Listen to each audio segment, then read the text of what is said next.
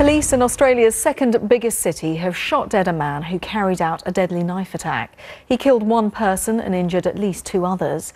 The attack took place on one of Melbourne's busiest streets. Police say that they are treating it as terrorism. It began when the attacker set fire to a car in Bourke Street, which was crowded with people.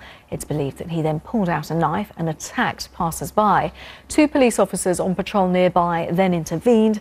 Witnesses have described how the attacker tried to stab them before one of the officers shot him in the chest. He died later in hospital. Well, Ben Knight from the Australian broadcaster ABC has this update from Melbourne.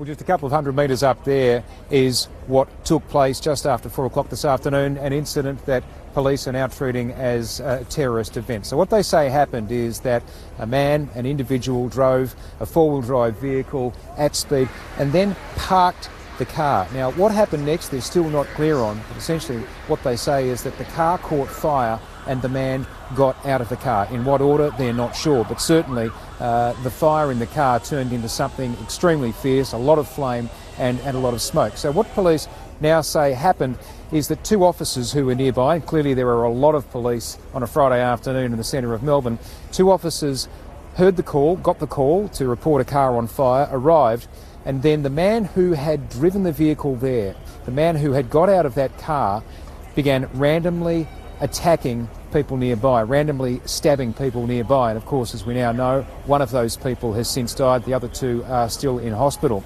The alleged offender then approached the two police in their vehicle and tried to attack them through the window of their car. And what followed then was really quite a remarkable and graphic altercation as the two police officers, including some members of the public, some bystanders who were there, engaged with the man, tried to subdue him without using weapons. In fact, one bystander even used a shopping trolley to try to fend the man off and to bring him down.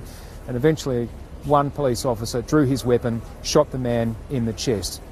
He was treated at the scene. He was taken to the Royal Melbourne Hospital where the other stabbing victims were taken, and he has also now died. Now, police say that he was known to Victorian police. They also say that he was known to federal intelligence authorities, not necessarily through his own actions. His own criminal history, we're told, was pretty minor.